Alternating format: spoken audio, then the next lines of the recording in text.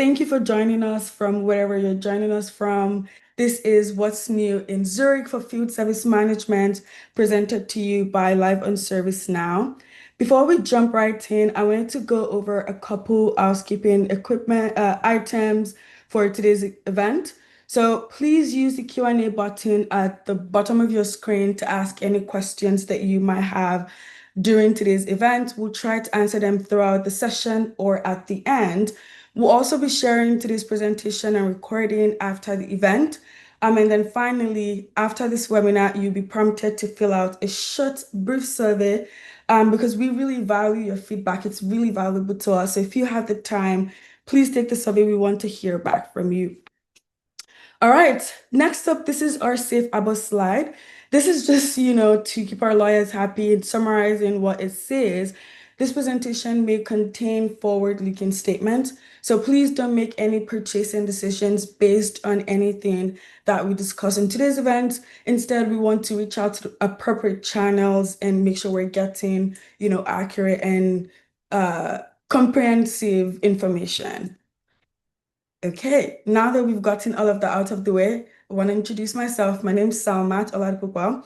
I'm Senior Outbound Product Manager for Field Service Management here at ServiceNow. Some of you are coming back from our Live on ServiceNow webinars. It's nice to see you again. And for people who are new to me, it's really nice to meet you. I have experience in field service management, being a dispatcher myself. So I'm really excited to be talking to you from a customer's perspective as well as a product manager for field service managers' perspective as well.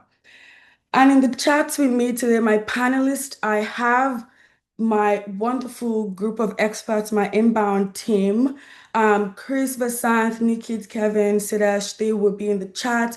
They built these features. They know end to end of this feature. So if you have any questions, you would want to leverage them, ask them questions, and just interact with them, interact with your fellow participants as well to just get the most out of the session. All right, so as we continue to explore field service management, I just want to encourage you to stay connected with us through the ongoing Live on ServiceNow series that we have. I mentioned earlier we have a dedicated series focused on field service management, where we regularly go deep on features like dispatcher workspace, schedule optimization. I think the last one, August 26th, was schedule optimization. Was dispatcher workspace and schedule optimization. And we have that recording up on our YouTube page if you want to catch up on it. It's a great way not only to get the latest updates on field service management, but also to engage with peers and experts. So you can scan the QR code here and use the link in the chat to see the full schedule and join future sessions. We have sessions coming up on capacity planning, workforce optimization, contractor management. So yes. Okay, so we're working together, peer review for field service management. It's very important to us, and it's really simple. Just go to the QR code on the screen to leave a 5 to 10 minutes review. Matt is also going to be putting the link in the chat. So contributors also get to get an Amazon gift card worth $25. So we really, really do appreciate your feedback. All right. Now that we have put all of those, forward and, kind of laid a background onto what today, field service management, who's on the chat, I want to talk about the agenda. So here's our flow for today. We're going to start with the capabilities and then go into each one of them have a live demo that we're going to be reviewing. So we'll start with hybrid capacity model, go into a live demo, schedule optimization, same thing, go into a live demo, dispatcher workspace enhancement, live demo, and then we conclude with smart assessment for field service questionnaire, and we'll also go into a live demo on that. Before we jump into the features, I want us to ground ourselves in a real world scenario. So meet Cool Air Pro. This is a national HVAC provider, and they manage thousands of service calls each month. So we're talking from urgent summer AC outages, especially now that we're in the summer, to preventive maintenance in maybe commercial buildings, and they have a 50-person field team. So Like many customers, they face challenges balancing high seasonal demands, keeping technicians efficient, and also delivering fast and reliable service. So we're going to use Cool Air Pro as our running example today. And as we go through each one of the new capabilities, I'll show you how exactly each one directly empowers and help our use case Cool Air Pro to solve their challenges, whether it's with smarter capacity planning with the hybrid capacity model,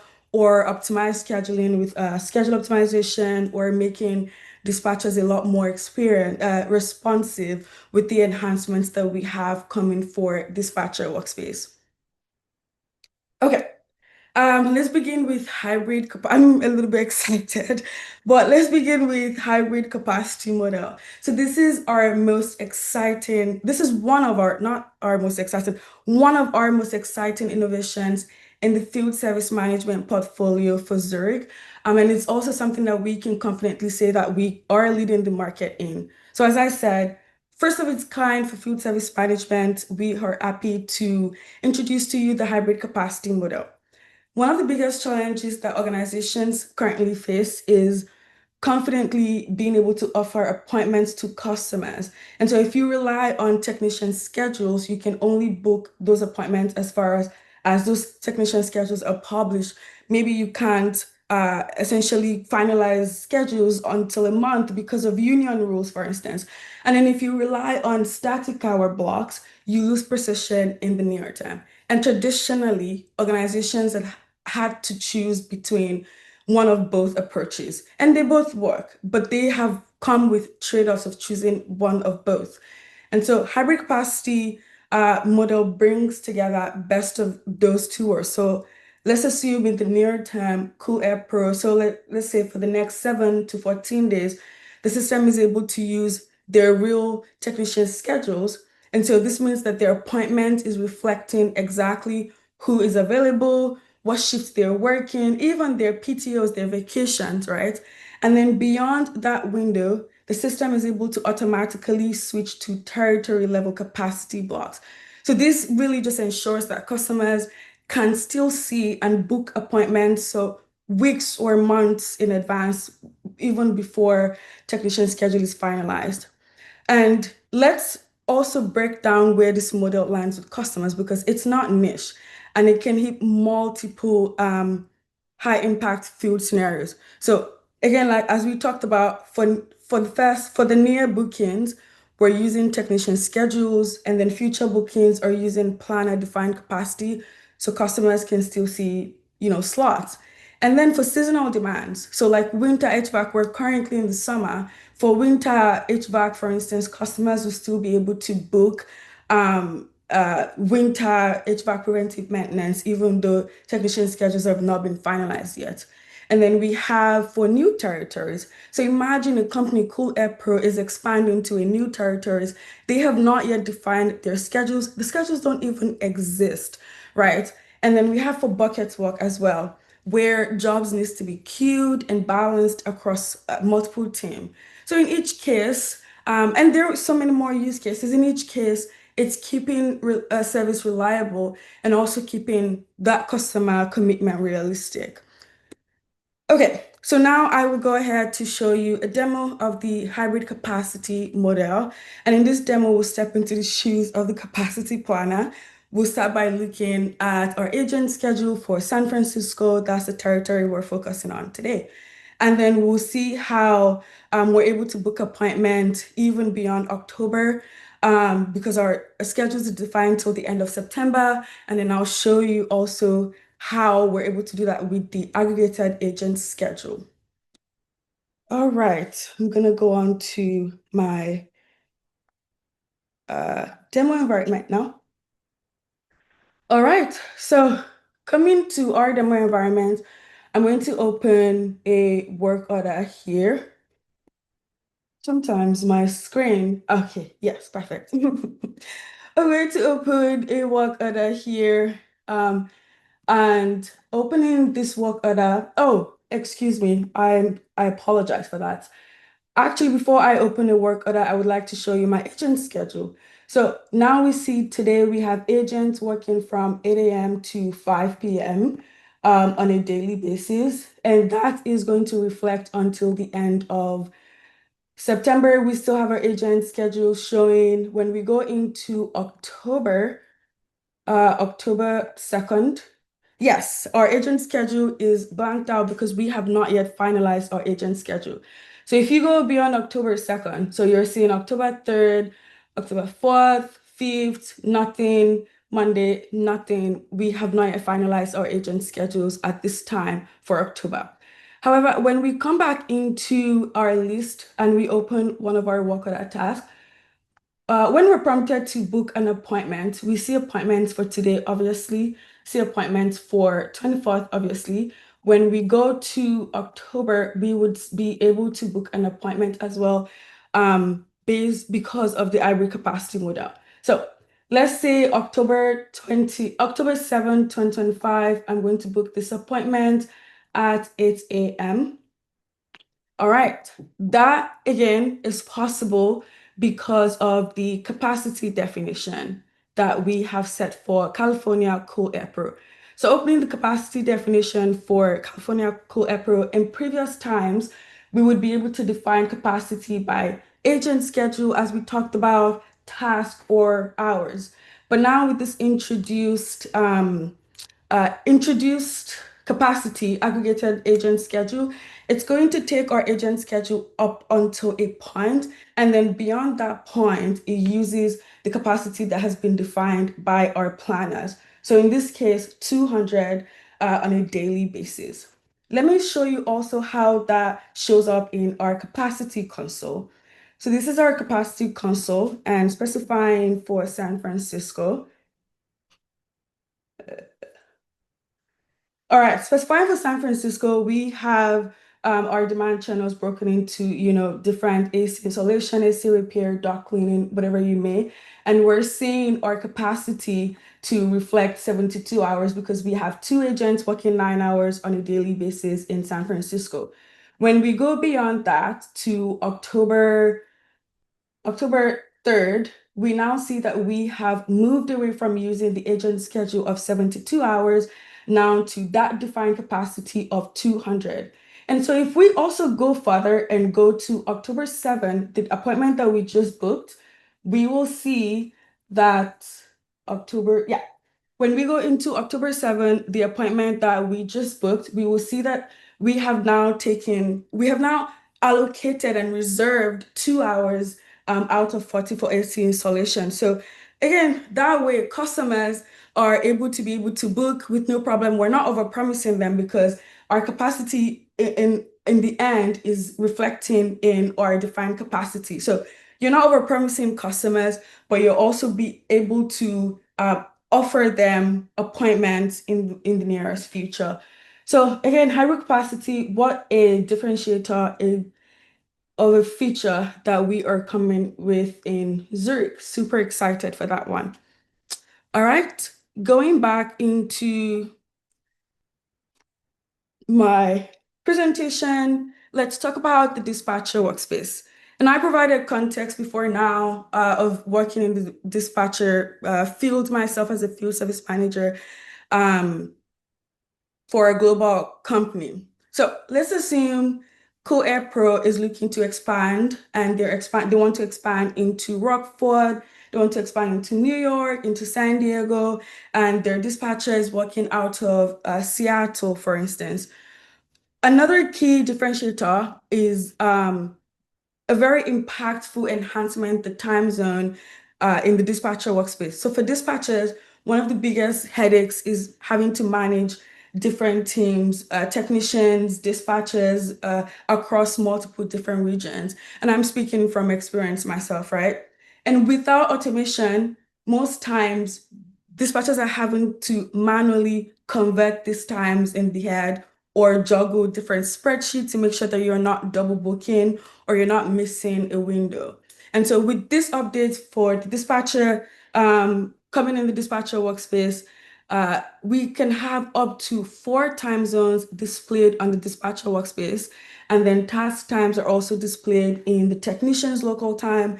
So that essentially means that dispatchers can see the agent availability as it is for them, and it's just enhancing on time service delivery and making sure that we're not missing a window or we're not missing a customer window.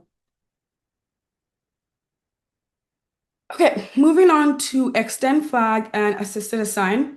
So this features essentially makes dispatches faster and a lot more flexible. Instead of the dispatchers having to navigate through multiple screens, they can now flag and assign tasks directly from the list view or the record view. And so for Cool Air Pro, for instance, this is especially valuable during peak summer month, right? When urgent AC work comes in, dispatchers can immediately just flag them instantly and then use the assisted assign to route them to the right technician without losing time. And so this means that critical jobs are being able to be prioritized, which improves responsiveness and end to end. What is most important to us is that customer satisfaction. And then finally for Dispatcher Workspace, not finally for the entire webinar, finally for Dispatcher Workspace, we have Add Agent. The Add Agent essentially lets dispatchers quickly pull in agents from neighboring territories whenever demand spikes. So instead of being locked into one region, you can just flex resources across territories, and this will improve responsiveness and expand coverage. So again, back to our example of Cool Air Pro, we're having a critical heat wave, right? And San Francisco technicians, their capacity. Dispatchers in this case can just add an agent from Oakland or from San Jose.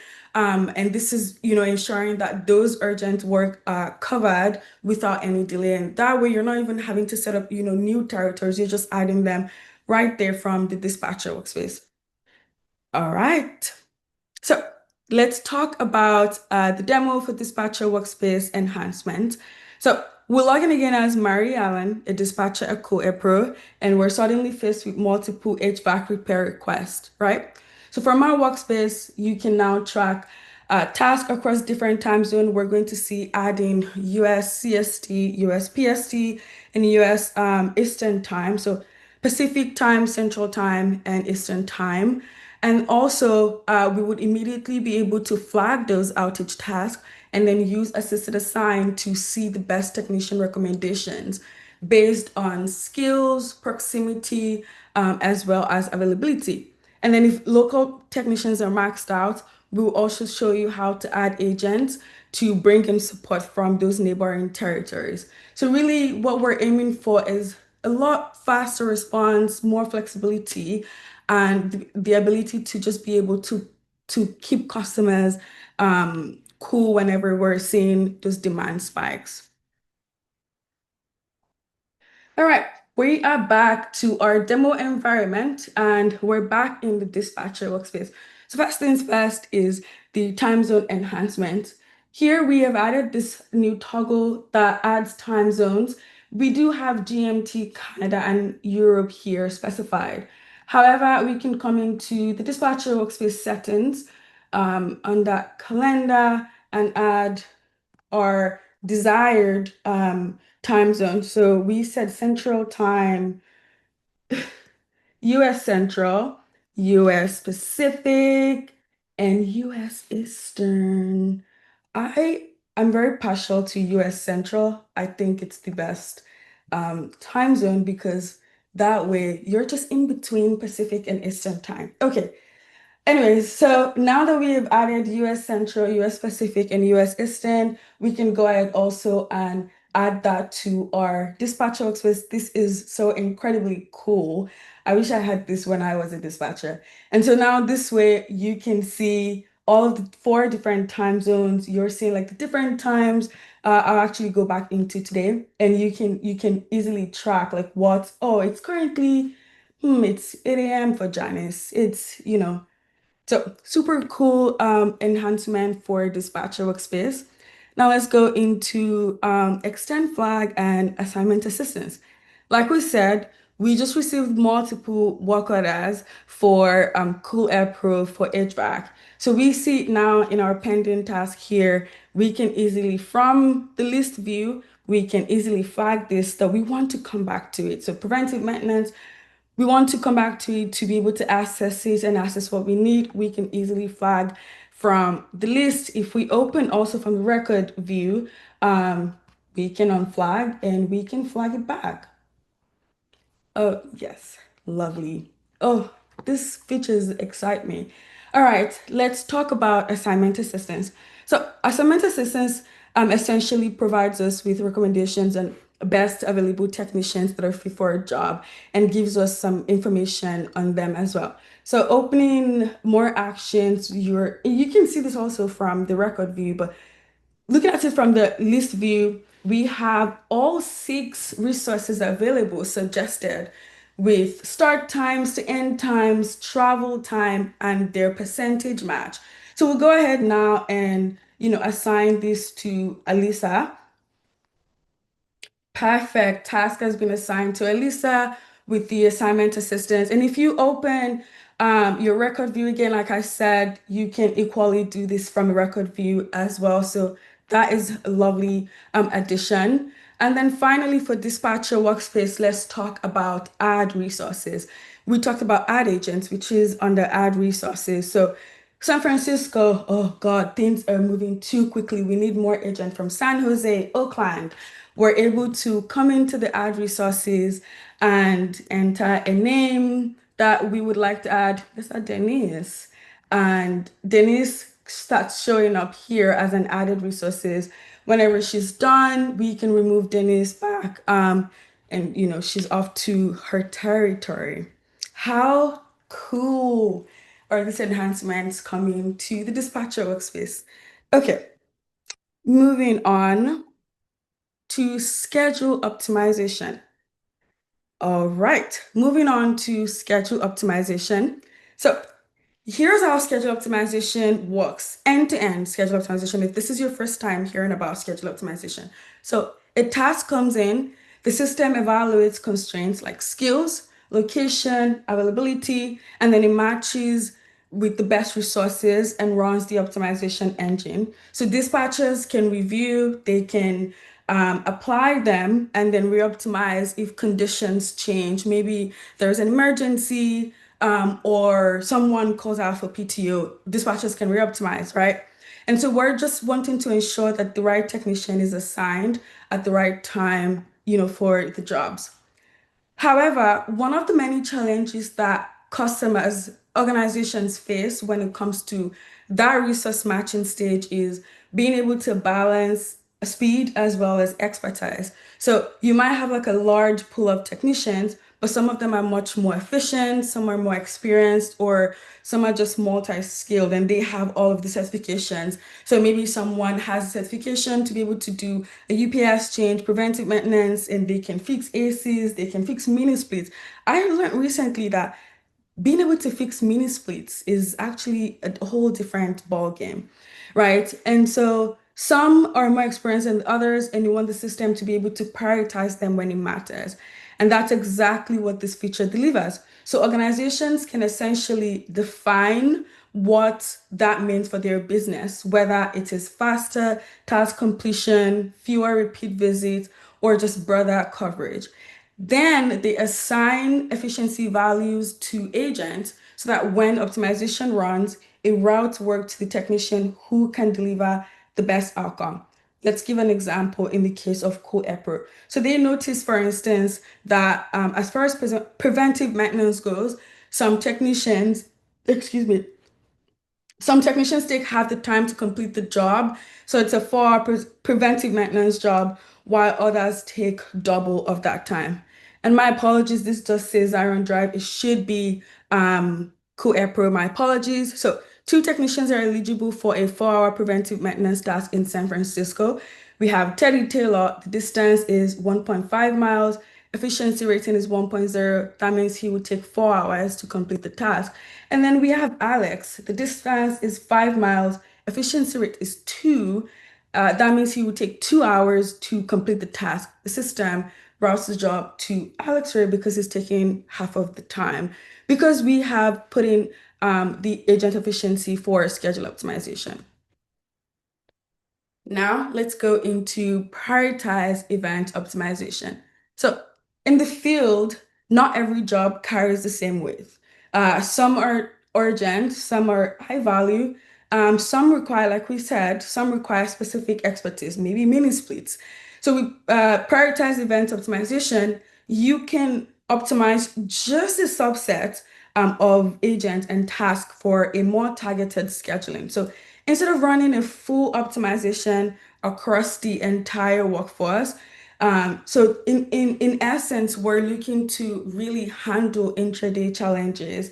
So maybe we have an emergency, or we have a last minute cancellation from a customer, or we even have one of our technicians who's handling high priority tasks.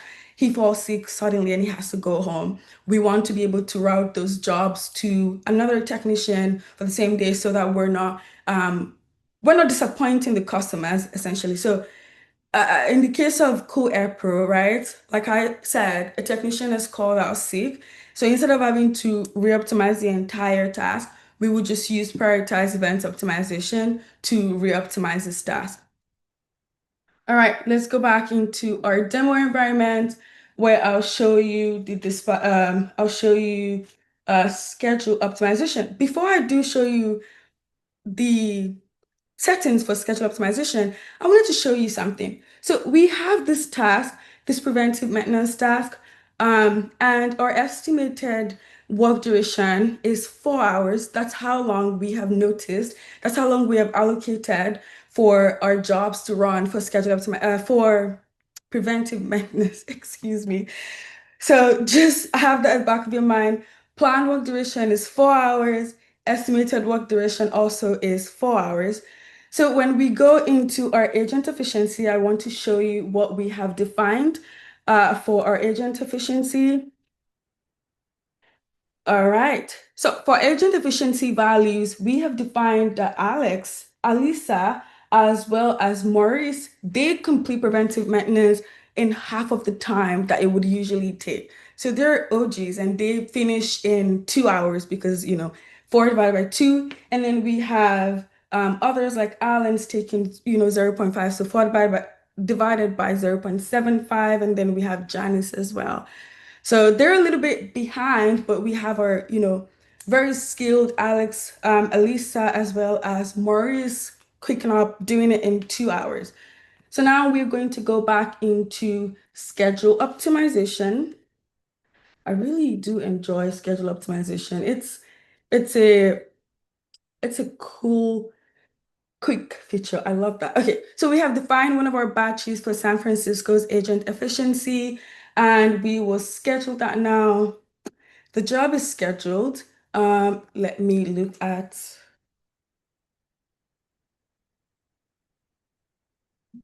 sorry. Oh, never mind. Okay, I'm going to just go back into my workspace. All right, let's refresh to see if schedule optimization is complete. Not yet. All right, we'll just give that a minute. Okay. And while we wait on this, I would also like to add that in the case that for prioritize events optimization, so if we have one of our techs, I wouldn't touch it now because schedule optimization is running, but if we have Ethan or let's say Alicia, not Alicia, she doesn't have task assigned to her yet. Let's say Lisa takes time off. And she's just like, oh, I have a headache. I need to go home. We would be able to come here to our optimization summary and run optimization. Again, I'm not touching it because I don't want it to affect the other job that I'm currently running. And we will have Alisa's work orders essentially be routed to other technicians so that they're covered on the same day. Okay, let me come back here to see if this has worked. Yes, we're good. So this has been assigned to Elisa. I guess she's no longer sick. All right, remember that we had defined our planned work duration to be 4 hours, estimated also to be 4 hours. However, we showed the agent efficiency that Elisa, Alex, as well as Morris, they take half of the time because they're super good at this. So estimated work duration has reduced now to 2 hours. Let me actually see if we can see if another person has been assigned preventive maintenance so that way we can compare I'll go to all active tasks here, and see preventive maintenance. Let me see on the board on the chart, preventive maintenance, Alex. Alex also completes estimated work duration for Alex is also 2 hours because again, agent efficiency for Alex is 2 hours.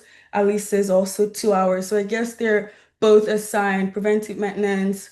Jan is not really, so Alex and Elisa, it makes sense because they're the fastest ones, right? So it makes sense that both of them have been assigned preventive maintenance jobs for Q-Pro.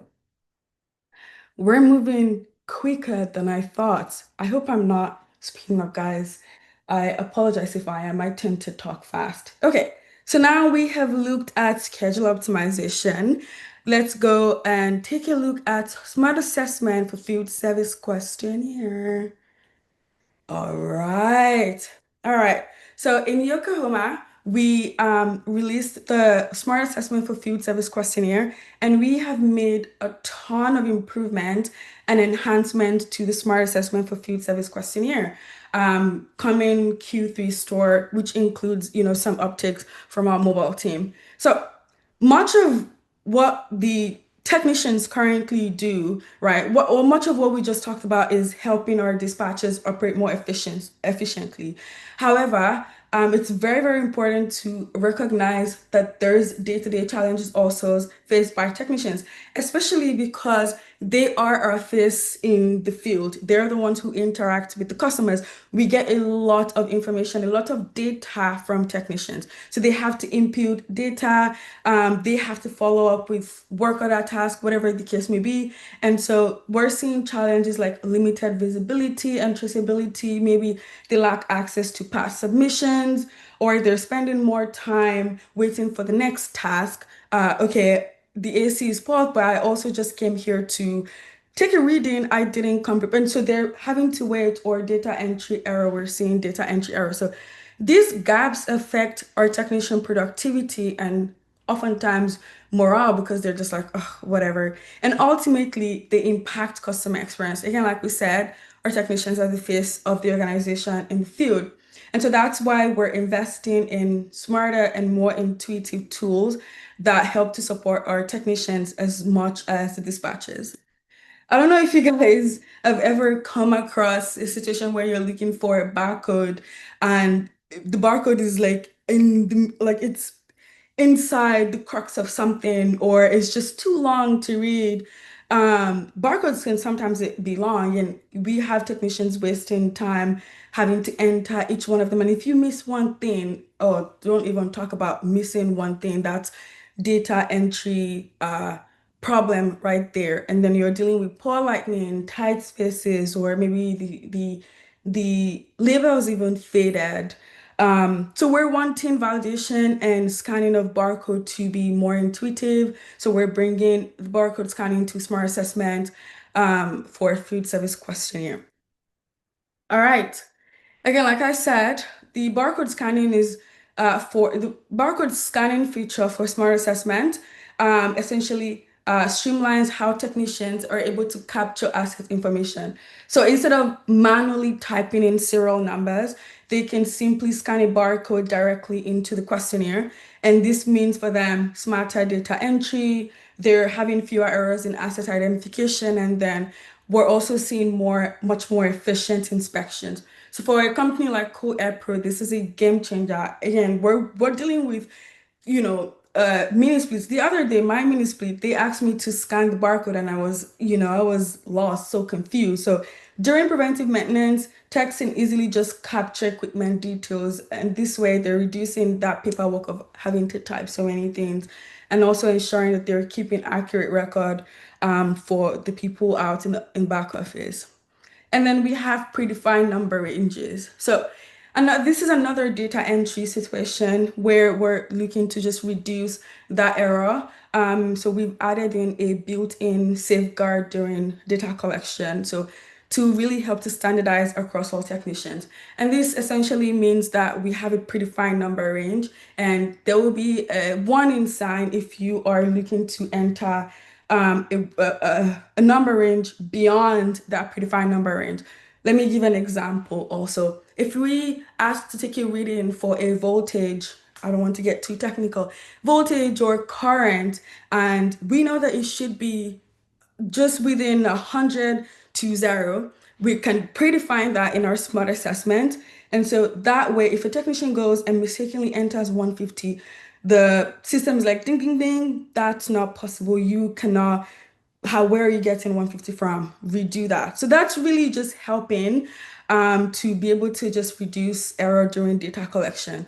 And so for our use case, Cool Air Pro, when technicians record maybe refrigerant pressure or voltage readings, they're guided to stay within that safe expected range, which is going to prevent us from getting bad data. And down the line, we're like, where did we get 150 from? All right, let's talk about smart assessment, the ability, the feature now to be able to create follow-up tasks. So one of the biggest frustrations for technicians and even for customers is whenever technicians are on site and an issue is identified, but it's not acted upon quickly. And that could be because of many reasons. So maybe as soon as a technician notes a problem in their, questionnaire, they raise it up to dispatcher, and now they have to wait for another task to follow up, right? So with smart assessment, that gap is disappearing because as soon as a technician notes a problem, there's a workflow that the system will just automatically spin up a follow-up task based on that closed questionnaire. So no extra data entry, and there's also no delays. So let's say, for example, for our use case, Cool Air Pro, if a technician goes to a site and they mark a compressor is not working during a routine check, they're just there for a routine check. They're not necessarily there to replace it, but they have now entered into their smart assessment that the compressor is not working based on first inspection. The system is able to create a new task for that replacement, and so that technician is not waiting for the dispatcher to be able to enter in all of those at the back end, or they're having to call the dispatcher to create the new work order. So this is great because the dispatchers, the technicians, excuse me, don't then have to chase paperwork. And the customers, they know, okay, well, there's a new work order in motion. So it's really faster and smoother for making sure that nothing slips through the cracks. Let's talk about attachment upload. So, have you ever tried? We've all tried it. We've all tried to upload an attachment and then it fails. And then you have to start the whole process again. Yeah, that can be very painful. Maybe network issues, maybe you're in a remote location, whatever the case may be, maybe whatever the case may be, right? So the attachment upload for smart assessment for field service questionnaire essentially allows that pain to go away. So technicians can see exactly which uploads has failed. They can retry them or they can just replace the file without necessarily having to resubmit the entire form. I get it. When techs are on site, they don't want to have to do one thing too many times. Imagine having to submit an entire form because an upload failed, right? So for a team like Cool Air Pro, if a technician is attaching before and after picture of a HVAC repair and the upload maybe times out, they can quickly just fix that one picture. Like it's just one picture that's the problem. They can fix that one picture on the spot and they're not having to, waste their time or losing work. And it's really, really encouraging and enhancing a smoother experience for both the technician and the back office. Okay, let's talk about viewing completed work in workspace. Another challenge that we see in the field with field service is making sure that the right people have visibility into completed assessment. So this feature essentially fixes that. So submitted forms immediately are accessible in the workspace. So teams don't have to imagine you have a technician go to the site and they filled out their questionnaire, but now you're having to chase them down for that questionnaire. So you're not having to chase the technicians for what they filled out. You're not having to dig through multiple emails or going to like, where can I find, the assessment that the technician filled out? It's right there as soon as the technician fills it out. you go into Smart Assessment Results on the workspace record, your task record, and it's right there. So for our use case again, this means that once a technician finishes their HVAC inspection, the dispatcher or the back office, they can instantly see the results to make faster decisions, and they're also avoiding delay caused by missing or unclear information. I think this is the final one that we have for smart assessment, not the final one we have for the webinar, just for smart assessments. Okay, so this is support scoring. Essentially, assessments are very useful when they're used to drive action, right?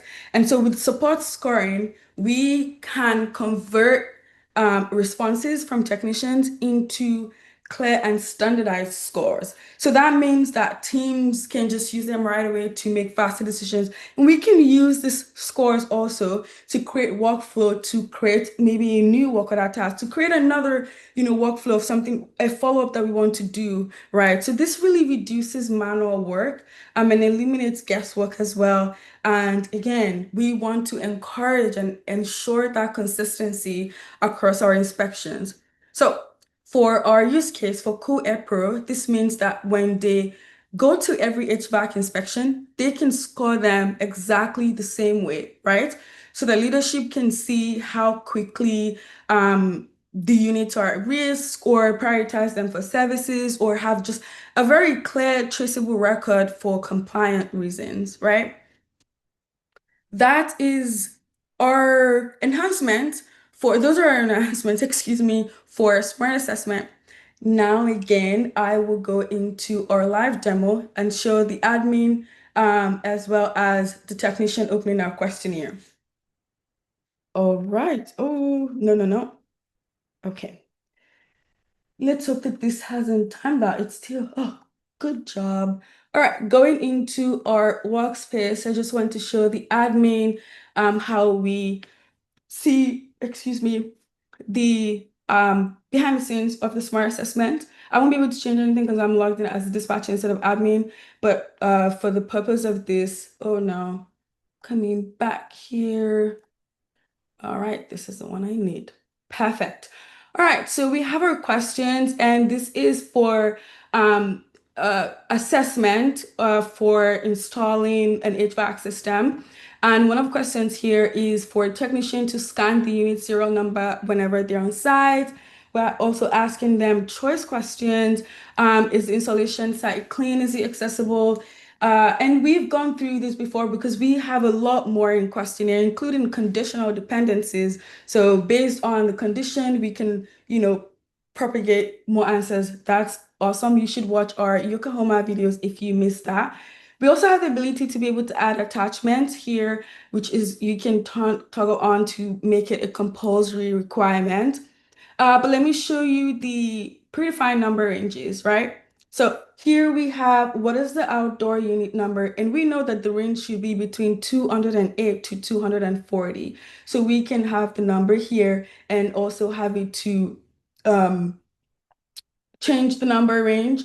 So minimum is 208, maximum is 240. If the technician tries to put in 100, guess what? It's not gonna work. I'm just gonna say warning, minimum is 208 and maximum, I'll show you that maximum is 240. So these are really, really, really cool enhancements. Oh, I'm just gonna save this here. These are really, really, really cool enhancements that we are bringing. We have another one here, predefined number range for questionnaire. Now, let me show you our technician filling out his smart assessment. I will, 1 second while I connect you to my phone. All right, all right, all right. Okay. We're a very quiet group. Oh, sorry. I need to just attach my um hmm.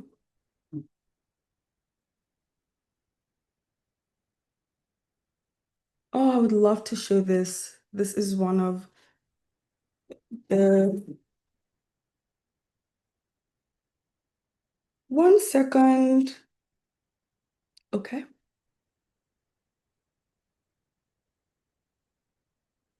while I do that, I hope everyone's Wednesday is going great, and I hope that you are finding these enhancements super interesting as I am. All right, so you should see my screen should be coming up shortly. Oh, fingers crossed. Oh no. Okay, well, we have a video on smart assessment that we can watch, but for the purpose of time, um, I wanted this to work. No. Oh, I'm gonna try it one last time and then we'll just move on from it if it doesn't want to work. If it doesn't want us to see it, we'll just move on from it so that we're being respectful of time. Or I don't know. Sorry, Salman, what happened? I was No, it's trying not to you. It's my phone. My phone is Okay, refusing to connect now. It's my phone. It's not even the instance. It's nothing. It's just maybe the cord is refusing to connect to my laptop, and so it's not allowing me okay. to show I have my screen, my agent screen here. I wonder if I could show you like this, but it's not going to be clear. I don't want to do that because it's not going to be clear for you guys. I would want you to get the best experience from it. But we have a video on that we can share after this call. So we would share that, and I apologize actually for that. Can I try one more time? Mm-mm. Hey, Sadesh, there was a question in the webinar chat, not in the Q&A, about multi-layer reference fields, just dependent field reference fields. I don't know if you can talk about that one, but while Salmat's getting her demo ready.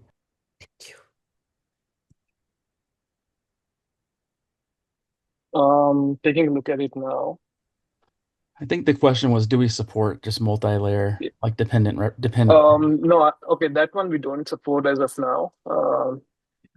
But something I guess we've been hearing a lot, and we will be prioritizing for the upcoming releases. Oh, thank you, Sudesh. Yeah, I don't want to take much of our time. We still have more to cover, and we also have questions and answers. So we'll share that video on smart assessment, and we'll have you watch that. I apologize. So let me go back into my presentation. All right. Okay. So the final enhancement we're going to take a look at today is third-party model. We seen the right Matt, are we seeing the right screen? I see Chris. third-party model support. Perfect. Okay. Okay, because I was seeing myself on the screen. Okay, so third-party model support for analysis in FSM. So organizations have varied cloud infrastructure and compliant requirements as well as AI model preferences.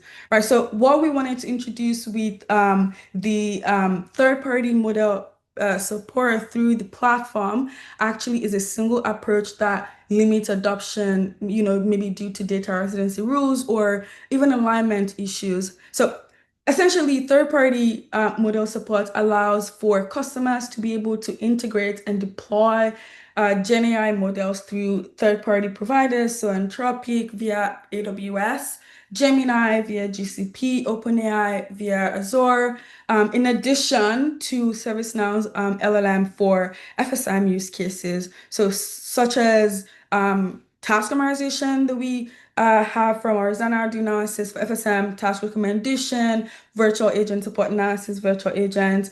And really what we're looking to do is to drive faster AI adoption with alignment to existing cloud contracts. And we're also using to drive regulatory compliance with cloud-specific data governance and improve also future proofing through multiple model and multiple cloud complexities. No, flexibilities, excuse me. That's a big word for Elmo. All right. So now that we have talked about all of our features, I'm just showing this slide to put AI to work faster with customer success. If you have, any issues, please scan the barcode to reach out to our ServiceNow impact team, take certifications also, and then our expert services team to help implement and optimize ServiceNow with expert help from ServiceNow and our partners. All right. Do we have any questions in the chat? We probably do have a lot of questions, don't we? All right. Oh, I should try connecting Zoom on my phone. Is it too late to do that? We have 9 minutes. Yep, we see your screen. Perfect. Okay. So we see impersonate user, and I'll come to Alex Ray.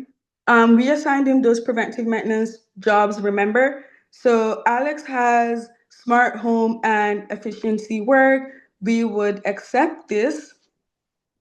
Start work. Start anyways, Alex.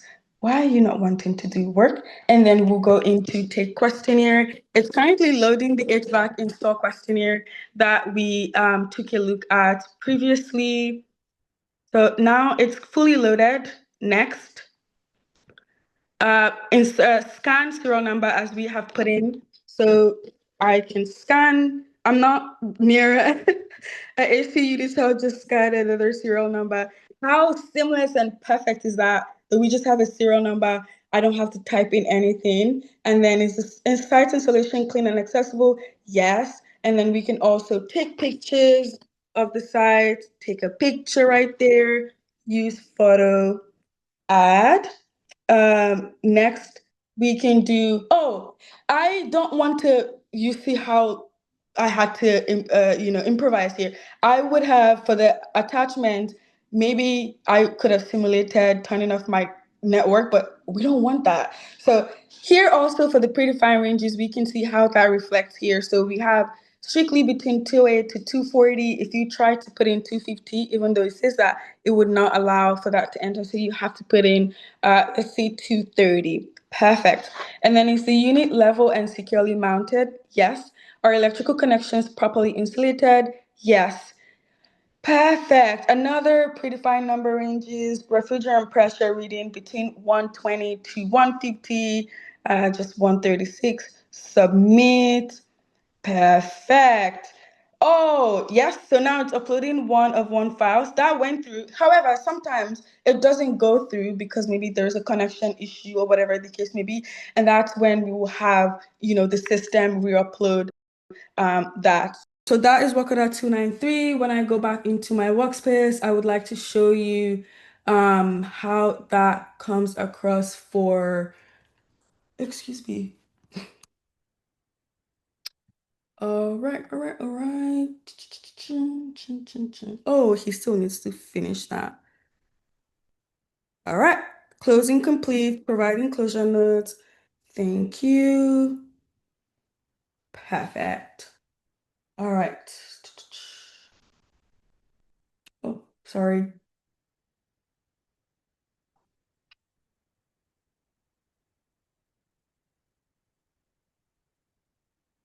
Okay. Work other task. I want to make sure that I'm getting the right one.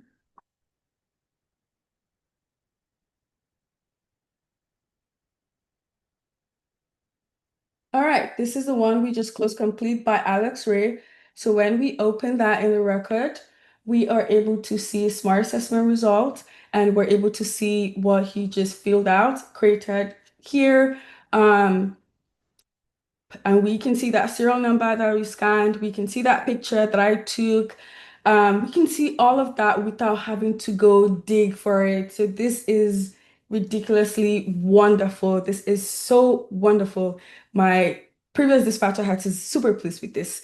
Okay, so that is what we have for the features and enhancements coming to field service management in the Zurich release. Thank you so much to our experts, Sudesh, everyone, Matt, for taking questions and for just being good sport this morning. Vasanth, Kevin, Nikit, really, really grateful. Thank you, everyone, and we will see you next time.